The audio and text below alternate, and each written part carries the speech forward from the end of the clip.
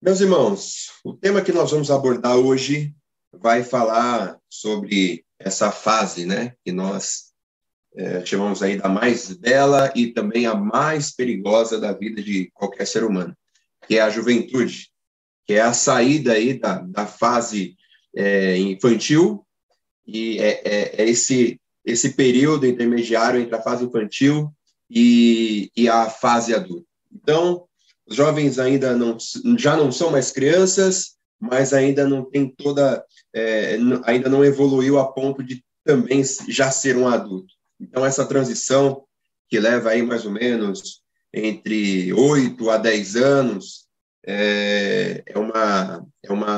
uma fase da vida em que muitas influências, né, externas e internas podem impactar na vida adulta de uma pessoa. Então, muitos traumas advêm aí da fase infantil, claro, mas a fase da juventude é uma fase, podemos dizer assim, a mais crítica da nossa vida. É onde talvez possa determinar o futuro de uma pessoa.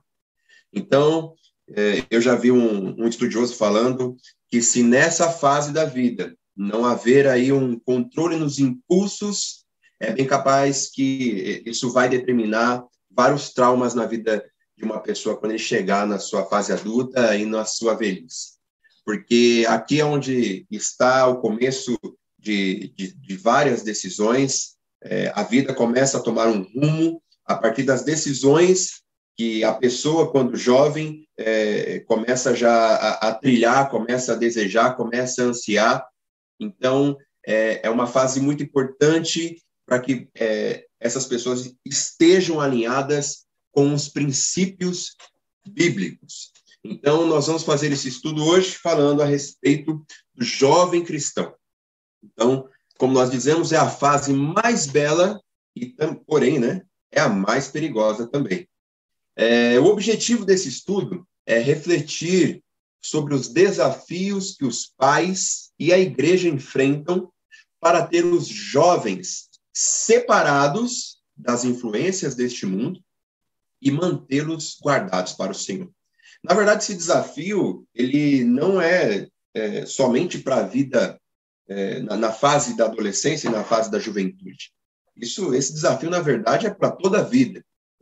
Podemos até já ter passado pela fase da juventude, já atingimos uma maturidade, muitos aqui já passaram dos 20 e poucos, 30 e poucos, 40 e poucos, e por aí vai.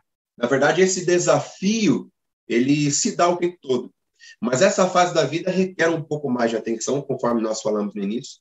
Talvez a partir desse ponto em que vai determinar o que a pessoa vai ser no futuro. E a pessoa está com os seus princípios alinhados com os princípios divinos é super importante, é fundamental para que essa pessoa venha ter uma vida saudável e feliz. Até porque nós sabemos que Jesus ele veio para nos dar vida e vida com abundância.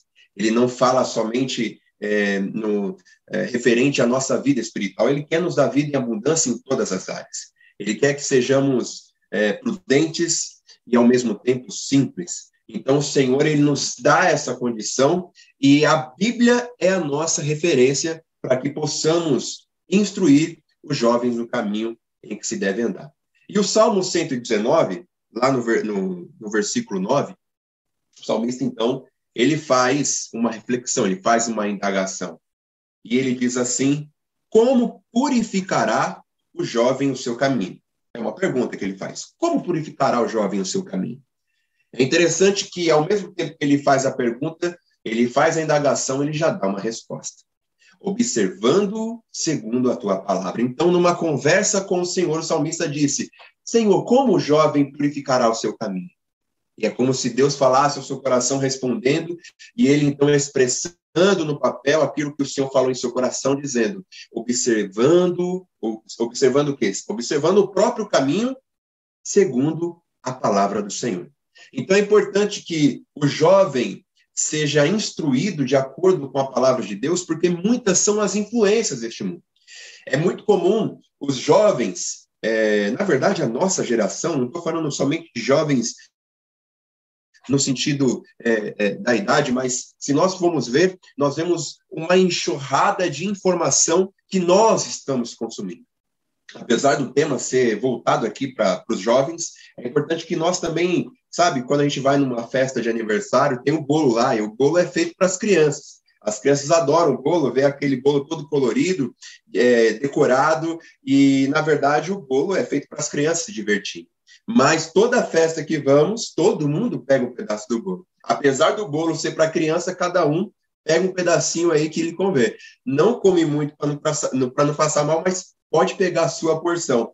Então, apesar do estudo ser para jovens, é importante que quem já está na fase adulta, já tem uma maturidade, é importante que também possa pegar alguma coisa que o Senhor quer falar contigo.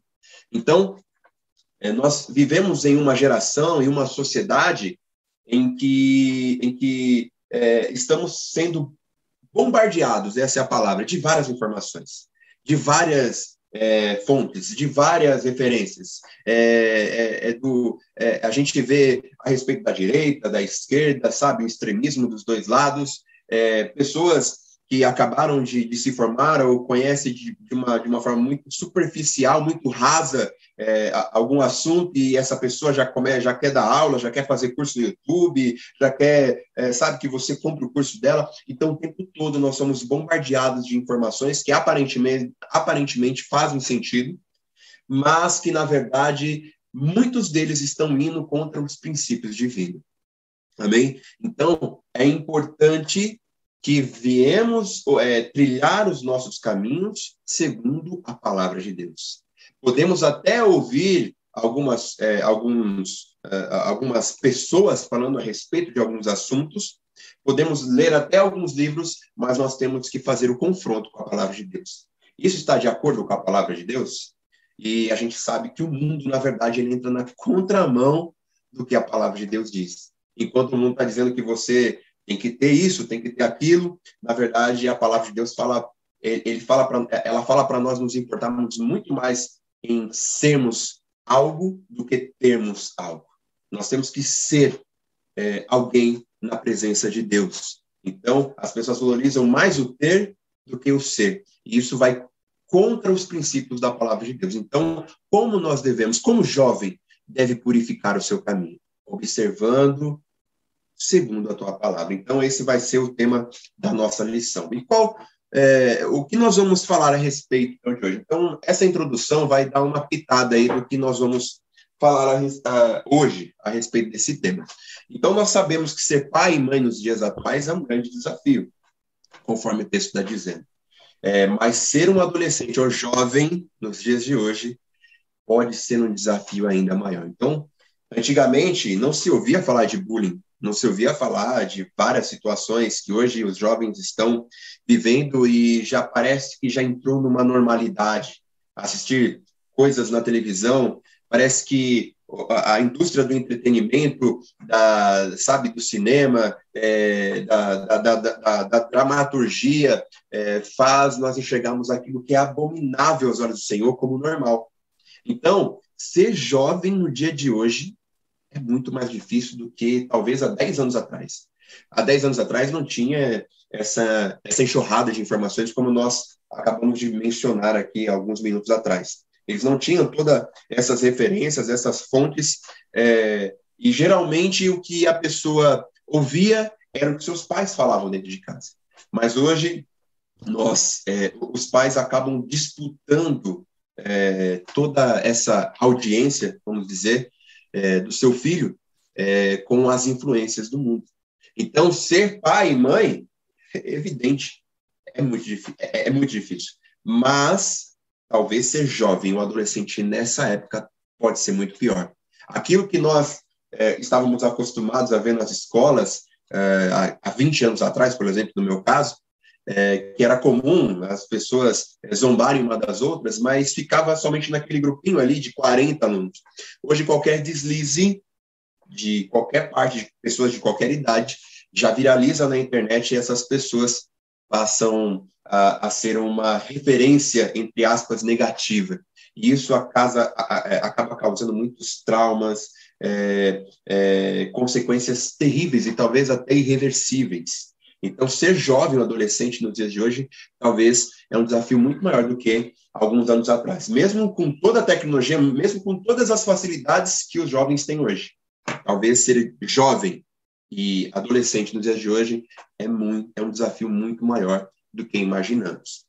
Por quê? A pressão da sociedade, as questões, né, externas e internas, né, a turbulência hormonal. Então, os hormônios, nesse momento, estão ainda em processo de ajuste.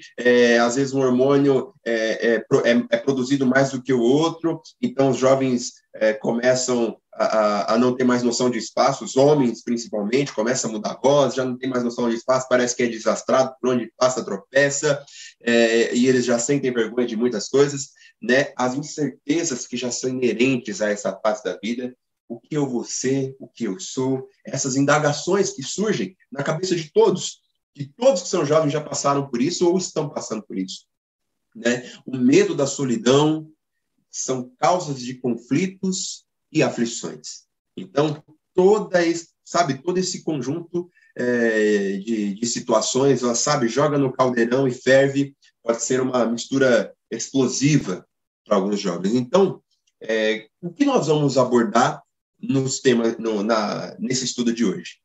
Nós vamos abordar o que é a juventude, ok? Também como deve ser o namoro cristão e também do que os jovens precisam. Olha só, 3 temas muito interessantes. O que é a juventude, como deve ser o namoro cristão e do que os jovens precisam. Antes de entrar na primeira parte do estudo, eu vou pedir para os irmãos, se de repente quiserem abrir o microfone, por favor, pode me interromper, pode abrir o microfone. Eu não tenho tanta habilidade assim para ler chat ao mesmo tempo que eu estou ministrando a aula. Então, se os irmãos sentirem à vontade, por favor, podem abrir o microfone e falar, ou se quiser escrever alguma coisa no chat, eu vou pedir para que os irmãos, então, me esperem no final da aula para que eu possa, de repente, sanar alguma dúvida ou, de repente, até dialogar. Mas, se for algo muito importante, irmãos, por favor, podem me interromper para que possamos, então, ter um estudo aqui, não monólogo, mas que possamos aqui realmente compartilhar o nosso conhecimento e as nossas experiências. O que é a juventude? Então, a juventude é uma das fases mais bonitas da vida, porém a mais perigosa. Sabemos que é muito comum falar, né, que a gente tem que ter, na verdade, uma vida bonita. Em todas as fases da nossa vida, a vida deve ser bela. Né? Muitos falam que a melhor fase da vida é quando a pessoa chega na terceira idade, que já não tem mais aqueles compromissos de trabalho, de assumir uma família, agora já pode cuidar de si, já pode cuidar do cônjuge, porque os filhos já estão criados. Então, muitos falam que a melhor fase da vida já é a fase da velhice, né, da terceira idade, mas, com certeza, talvez a mais perigosa é a fase da juventude. Então, é importante nós entendermos que alguém deixa de ser jovem não quando completa a maioridade. Não tem nada a ver com a idade. Talvez biologicamente pode ser que os homens param de evoluir, vamos dizer assim, fisicamente, aos 18 anos e as mulheres aos 21. Geralmente é isso, né, que se diz nos estudos. O homem alcança a sua fase adulta a partir dos 18, né? Aí eu falo no sentido físico, tá? De evolução de corpo, crescer corpo, e essas várias situações que todo ser humano passa, e as mulheres param a sua evolução aos 21 anos. Né? Então, alguém deixa de ser jovem não quando completa essa idade que a ciência diz. Não é uma coisa biológica, né? Mas quando ele atinge a maturidade emocional. Então, é comum que nós vemos muitos jovens, talvez, partindo das suas casas, na casa dos seus pais, para ter uma vida sozinha, e a gente vê muitos jovens quebrando a cara por causa disso, porque às vezes não atingiu a maturidade emocional. Né? É necessário que essa pessoa tenha consciência do que é a vida. É claro que tudo isso é um processo. Né? Eu, com 38 anos, ainda vejo quanto eu tenho que conhecer, quanta coisa eu ainda tenho que aprender, quanta coisa eu ainda tenho que vivenciar para que eu possa ter certeza de algumas coisas. Mas a fase da juventude, com certeza, pela falta de experiências em algumas situações, faz com que eles tenham muitas incertezas. Então, é importante que dizer que um jovem, ele deixa de ser jovem quando ele atinge uma maturidade emocional. Então, devido às descobertas sobre o mundo e as descobertas de si mesmos, é comum todos cometermos erros. E quais são esses erros, né? Os erros mais comuns que a juventude aí proporciona na vida de uma pessoa, né? Então, a busca irresponsável pelos prazeres da vida é um dos erros comuns, né? A vitalidade, né? Ou seja, essa saúde, esse vigor que os jovens têm e o excesso de confiança. Parece que os jovens não têm muito medo de morrer, eles nem pensam na morte, para falar a verdade, eles pensam que a morte é algo que está muito distante. Eles não costumam ter essa maturidade de repente, achar que a qualquer momento a vida pode ser ceifada. A vida é um sopro, ainda não tem essa consciência, a grande maioria dos jovens. Então, a vitalidade, né, o excesso de confiança levam eles a cometer atitudes inconsequentes. Nós temos um exemplo na Bíblia de Sansão. Sansão, quando ele era jovem, ele se mostrou um homem muito indomável.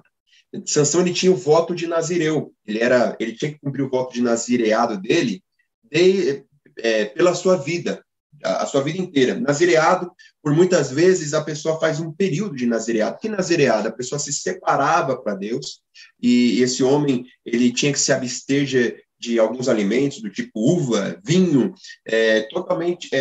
e tinha uma vida totalmente voltada a Deus. Então, ele cumpria esse voto nazireado, ele tinha que deixar o seu cabelo crescer, ele tinha alguma série de questões que a Bíblia nos fala no Antigo Testamento. Sansão, ele era nazireado e ele tinha que levar esse voto para a vida toda. Então, ele era um homem separado para fazer a vontade de Deus.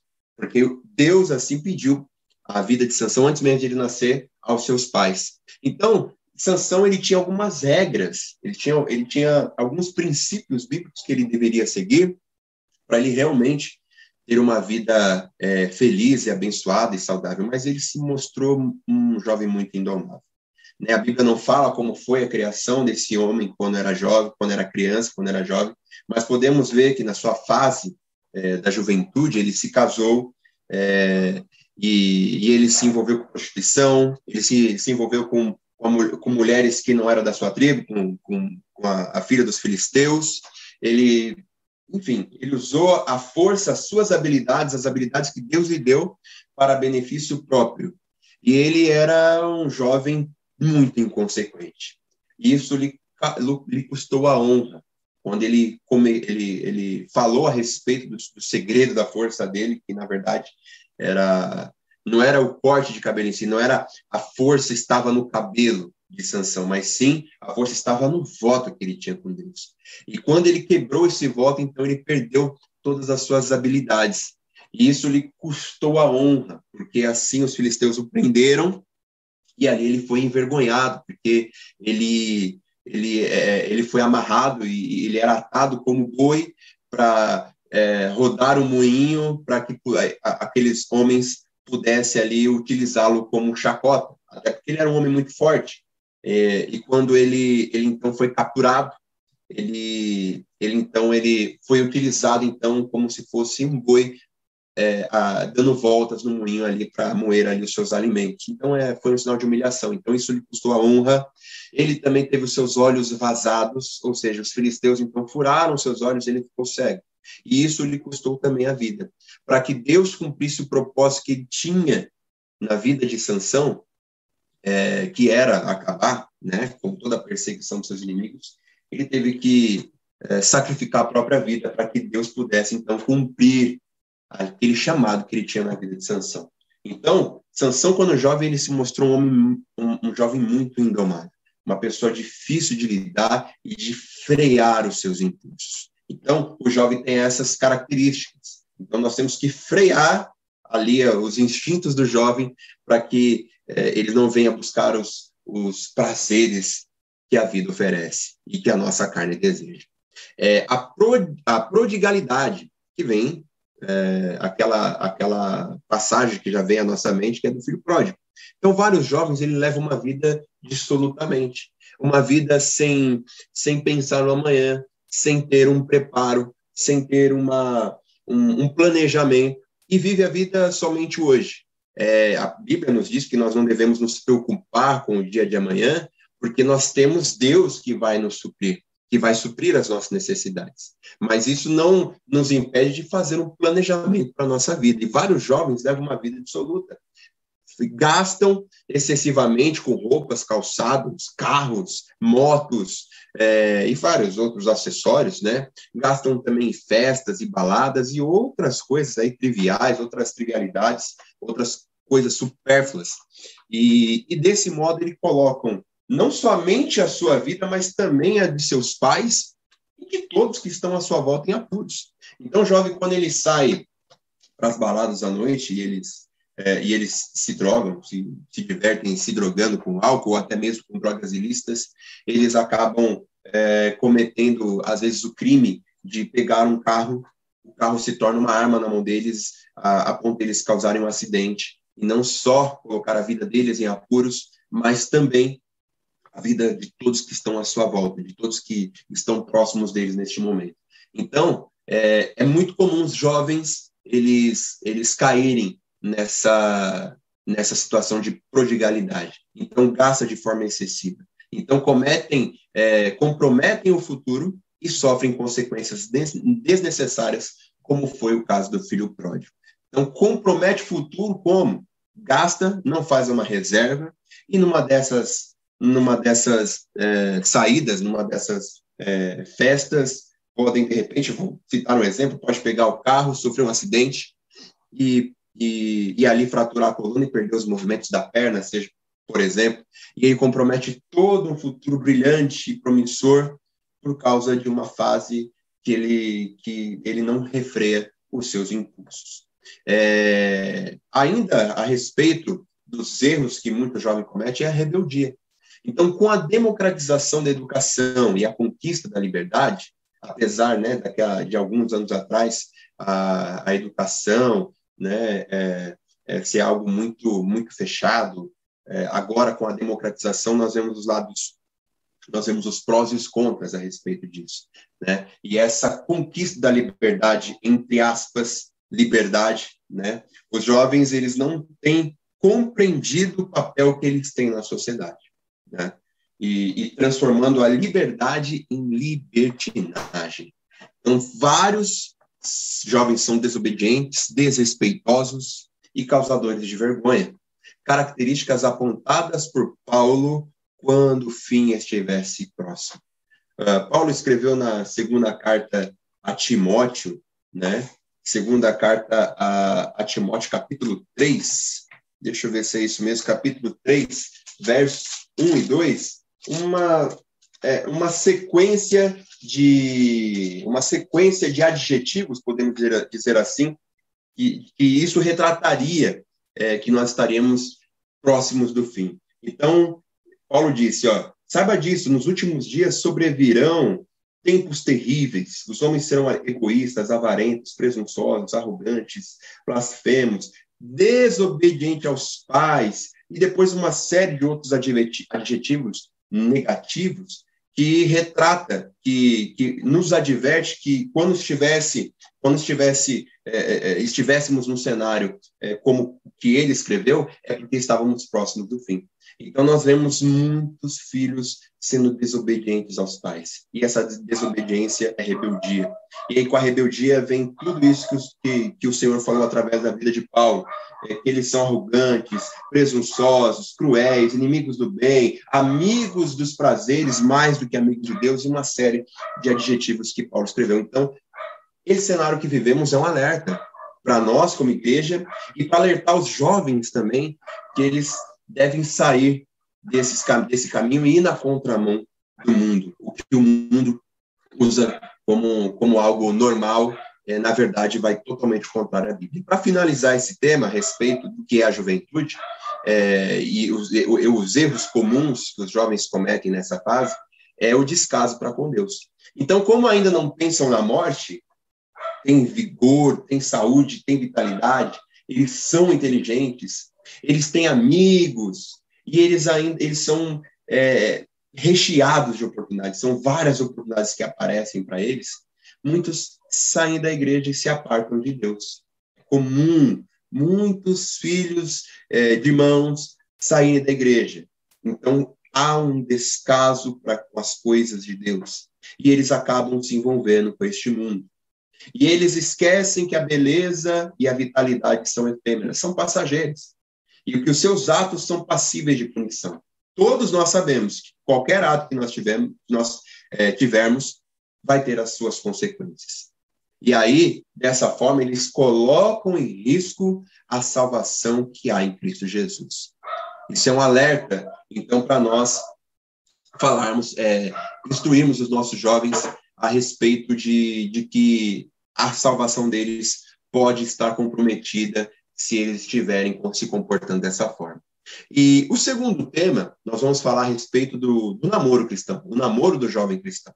Então, falar da juventude é falar do amor, da paixão, do encantamento, dos sonhos e do desejo de encontrar alguém com quem se relacionar. É muito comum, os hormônios estão à flor da pele, é muito comum que os jovens, quando vê ali, talvez a sua paquera, o coração acelera e toda aquela coisa que muitos de nós já sentimos. E isso, né, causa uma propensão para que eles cometam comportamentos que vão ser contrários à palavra de Deus. Então, nós vamos entender como deve ser o namoro cristão. Então, no passado, quem escolhia eram os pais, mas graças a Deus, isso já não é mais. Na verdade, isso nem na Bíblia, é comum a gente ver histórias, relatos, né, que na Bíblia, de que os pais escolhiam, mas na verdade nunca foi a vontade de Deus. Nós vamos ver ainda dentro deste tópico do estudo, que não é a vontade de Deus que os pais escolhessem ali os filhos, né, para escolher o cônjuge dos seus filhos, né, o futuro cônjuge dos seus filhos. Então, é importante nós frisarmos aqui que Deus também não decide com quem cada um vai se relacionar, e ninguém foi predestinado para outra pessoa. Isso é uma escolha pessoal. Então, nós vamos procurar, se você é dono de uma empresa, por exemplo, se você é dono de uma empresa e você vai contratar alguém para sua empresa, você acaba pegando currículos de várias pessoas. Imagine, se você não é empresário, mas se imagine no papel de empresário. Quando você vai olhar o currículo, você vai querer o currículo, contratar a pessoa que tem o melhor currículo. E por que nós colocamos a nossa vida, não só em relacionamento de afetivo, mas em qualquer tipo de relacionamento, nós não temos essa mesma seleção, né? Então, é importante, e principalmente na vida afetiva, porque quando nós casamos com a intenção de viver a vida inteira com essa pessoa, até que a morte nos separe, né? Então, é importante realmente ser bem seletivo. Apesar de Deus não escolher por nós, Ele nos dá direção para isso. A escolha é livre, porém existem alguns princípios. E olha só, aqui o estudo diz que Deus é conselheiro nas escolhas. Então, irmãos, os desejos e os anseios são dos homens, porém não sabemos compreender de forma plena os prós e os contras que somente o Senhor pode discernir. O Senhor consegue enxergar lá na frente, né? Então, o jovem sábio busca conselho e direcionamento do Senhor.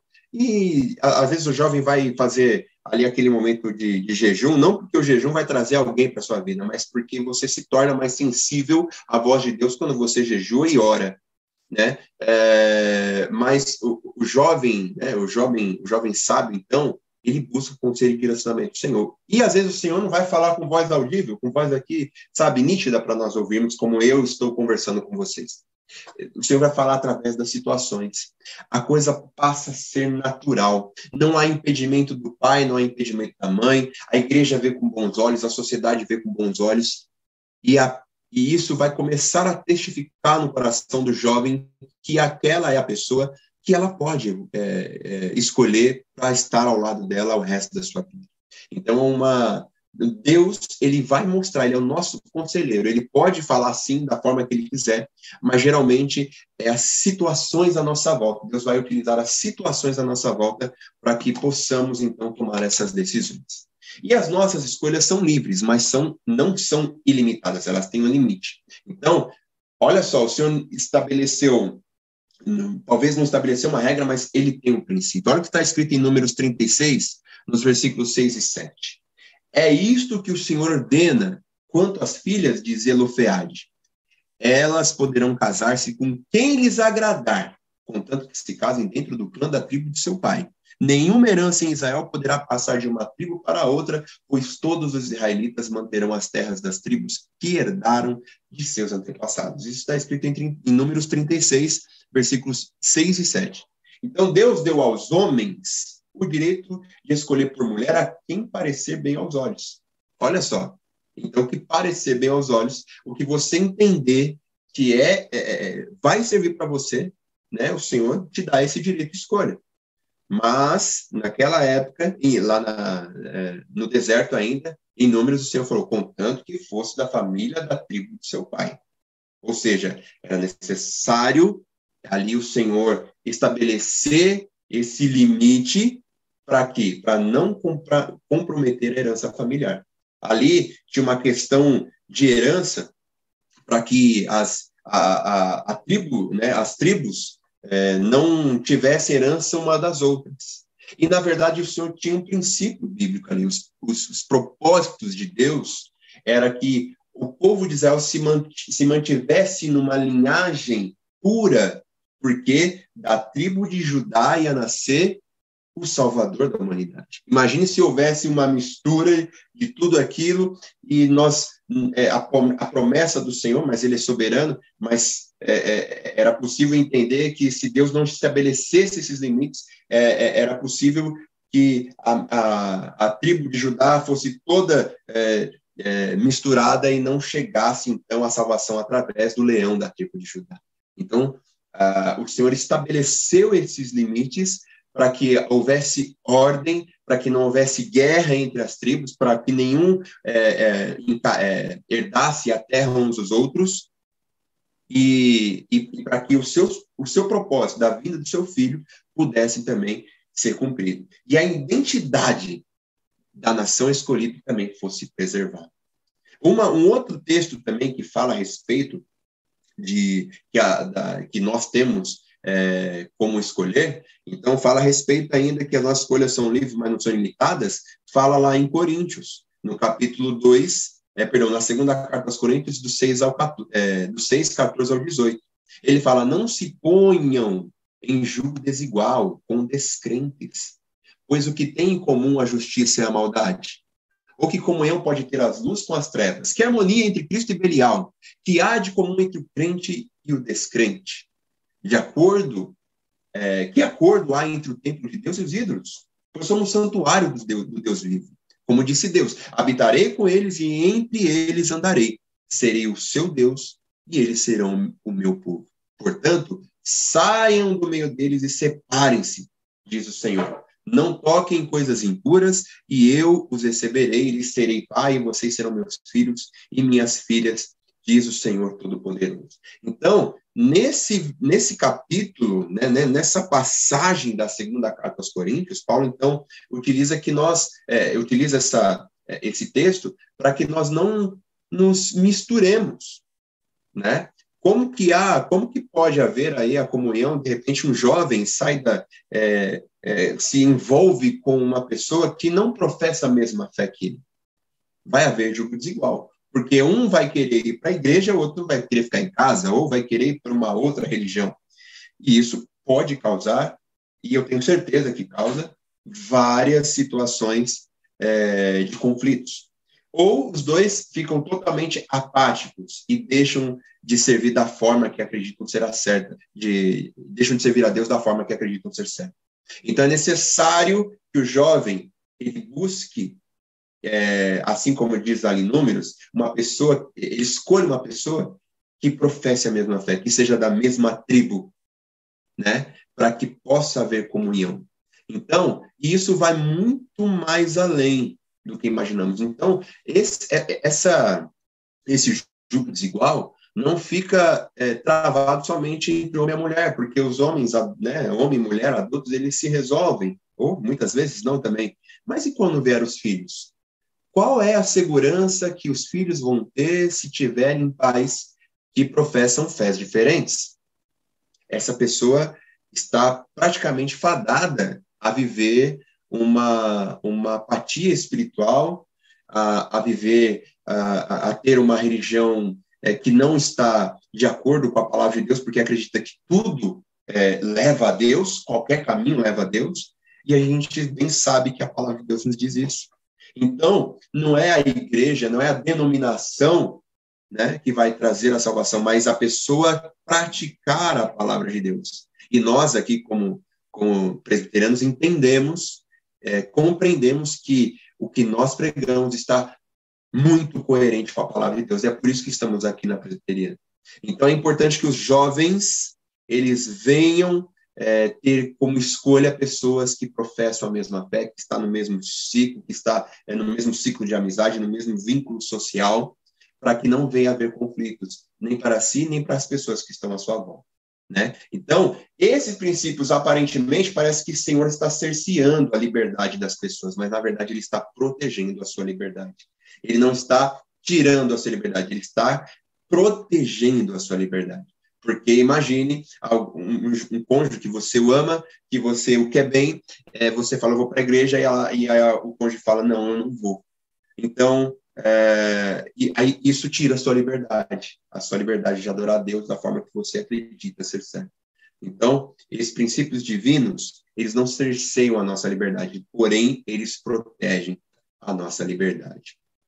E para finalizar ainda esse tema a respeito do namoro cristão, vamos falar ainda só mais de 3 partes, que é o jovem sábio ouve o conselho dos pais antes de decidir. Então, devido ao tempo de vida e experiências que os pais que os pais já vivenciaram, então eles têm uma percepção maior e podem prever alguns resultados, porém não são infalíveis. Por isso que é necessário que o jovem ele tenha, então, um direcionamento, um aconselhamento do Senhor, que ele possa estar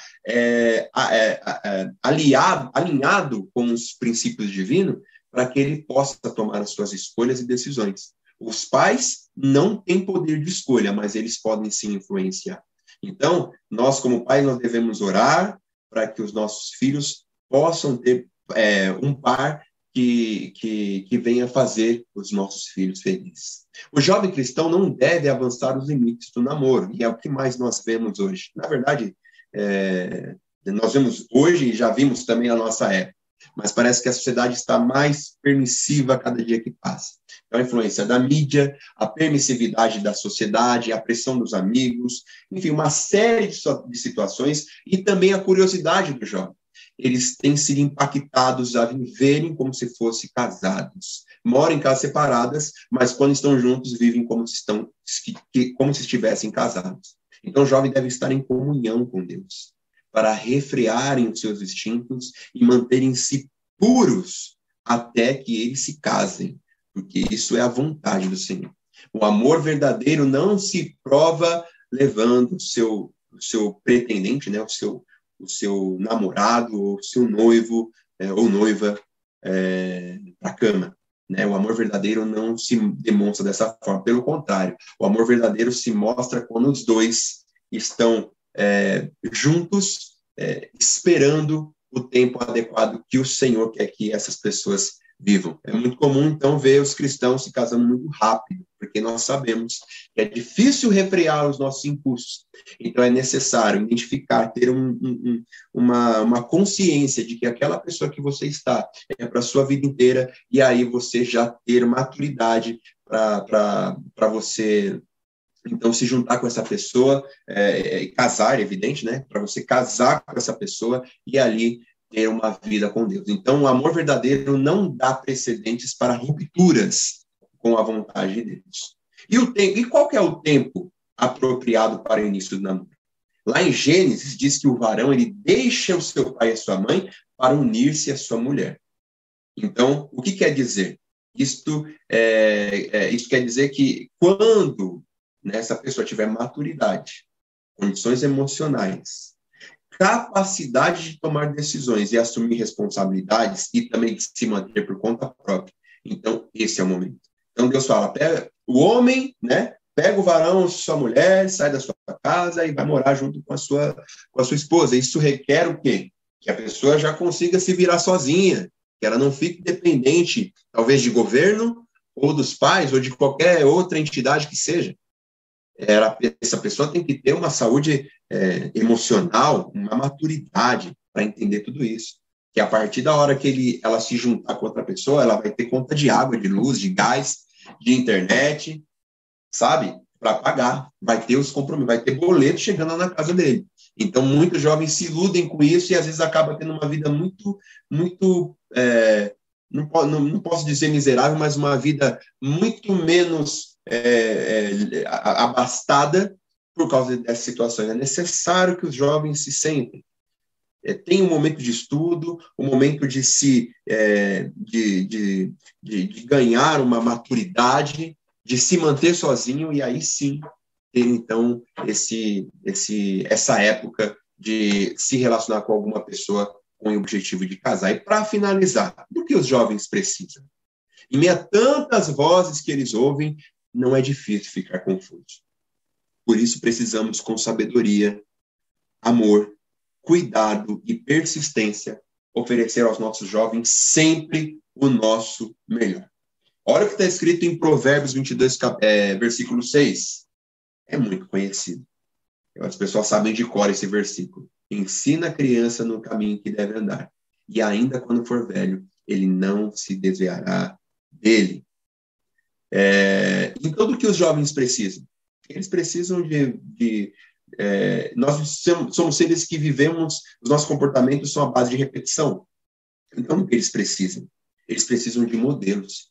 Eles precisam de um lar seguro, onde os pais se amam, onde os pais se respeitam e procuram ser exemplo de pureza, temor a Deus e honestidade.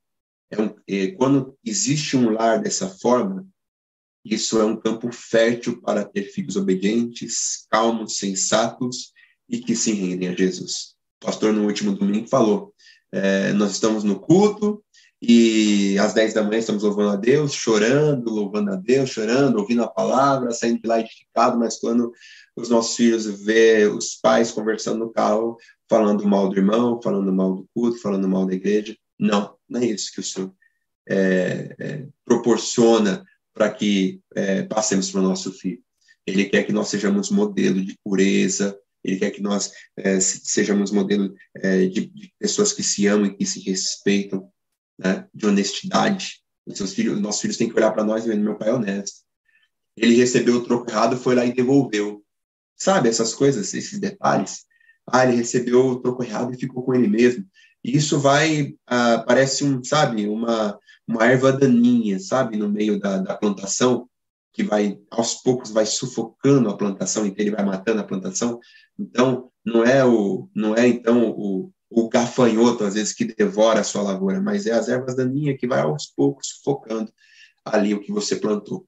Então, olha só a reflexão, quais serão as lembranças que os seus filhos terão de casa quando eles se recordarem dessa época de jovens? De pais que não se respeitavam, de pais que iam para a igreja, mas só iam para a igreja. Então, os nossos jovens precisam de modelos. Como nós vivemos, o ser humano vive à base de repetição, os comportamentos são repetição do que nós vimos. Então, nós devemos ser modelos para os jovens. Do que os jovens precisam? Eles precisam de instrução. Sempre que os pais falham na instrução dos filhos, olha, as consequências vêm sempre em cima deles. Estes se perdem e há grandes prejuízos. É necessário instruí-lo sem trégua, sem descanso, o tempo todo, ser corretivo. Isso porque o pai, ele repreende o filho que ama. Só é repreendido aquela pessoa que é amada, porque nós não queremos ver alguém que nós amamos ter prejuízo. Então, nós não podemos falhar. Os pais não devem falhar na instrução dos filhos. Os jovens precisam de limites. Filhos sem regras são sofredores, problemáticos. É necessário dizer não. desde criança até o momento em que saírem de casa para constituírem família, sendo firmes para lhes passar segurança e proteção para os livrar de muitas dores. É falar o não e dizer por que é o não. Porque na palavra de Deus fala as consequências daquelas pessoas que têm comportamentos diferentes dos princípios divinos. E para finalizar agora, irmãos, não podemos permitir, né, os órgãos precisam de incentivo, não podemos permitir impedimentos para levarmos os jovens aos cultos e outros eventos da igreja. Sabe aquela coisa, dá frio, ele está cansado, isso, eu não posso obrigar. Irmão, obriga o seu filho a ir para a igreja, enquanto ele estiver ao seu, debaixo dos seus cuidados, obriga o seu filho para a igreja, porque você obriga o seu filho a ir para a escola, para aprender uma série de coisas lá que diz o contrário da Bíblia. Por que você não obriga seu filho a ir para a igreja? E quando eu falo de obrigar, né, eu vou bater, se você não for, eu vou te bater, não. E fala da importância de adorar a Deus, de ter uma vida com Deus, de ouvir a voz de Deus através das pregações, através dos louvores, porque é lá que ele vai ter relacionamento. Talvez não é a palavra que vai converter, que vai manter o seu filho na igreja, mas, na verdade, é os relacionamentos que prendem a pessoa a algum lugar, que prende as pessoas na igreja. Já tivemos um evento dos jovens, e não é a pregação, não é o louvor, não são os eventos que prendem as pessoas na igreja, mas sim os relacionamentos. Então, se nós obrigarmos, entre os nossos filhos, incentivarmos nossos filhos a irem para a igreja, essas pessoas vão se relacionar e vão ter amizades, porque a gente quer ter alguém com quem a gente possa contar ao nosso lado. Então, e se eles não fizerem amizade na igreja, eles vão fazer na escola. Quando chegar na fase, eles vão fazer no trabalho. E tudo que essas pessoas entendem, na verdade, não tem nada a ver com o plano de redenção de Cristo. Não porque eles são maus, mas porque também eles não foram instruídos na verdade. Então, é necessário que nós auxiliamos eles a amar a casa do Senhor. E aí eles não farão outras escolhas. Para concluir, irmãos, os jovens não são somente o futuro da igreja, mas desde já o presente da igreja. Eles já fazem parte do corpo de Cristo. Eles são os futuros pastores e pregadores, mas eles já são instrumentos, já podem ser instrumentos nas mãos de Deus para trazer pessoas à salvação. Nós devemos evitar ao máximo que eles tenham experiências com o mundo. Sabe por quê? Experiência com o mundo, a gente já sabe que é ruim, mas é gostosa. Pecar é gostoso, irmãos. Então a gente sabe, como nós já podemos ter experiências, nós sabemos que pecar é gostoso, mas as consequências são terríveis. Então, pecar não é bom, mas é gostoso. As consequências são terríveis. Então, o jovem ele deve evitar, nós devemos evitar ao máximo que eles tenham essas experiências comuns, para evitar que tenham consequências irreversíveis. Instruí-los sobre os ensinamentos da palavra de Deus e incentivá-los à prática desses ensinamentos. E também os auxiliará a fazerem as escolhas corretas. Jesus disse, se vós estiver em mim ou em vós, tudo que pedires em meu nome vos receberei. Sabe por quê? Quando eu estou em Cristo, eu penso como Cristo. E tudo que eu quero é o que Cristo quer. Então, tudo que eu peço, eu recebo. Então, é isso. As escolhas vão ser corretas se nós instruirmos segundo os ensinamentos da palavra. E os jovens cristãos são mais felizes e saudáveis. Os jovens cristãos dificilmente vão se envolver com drogas, com álcool, com prostituição, e provavelmente vai ter uma vida feliz e abençoada quando eles estiverem na fase adulta.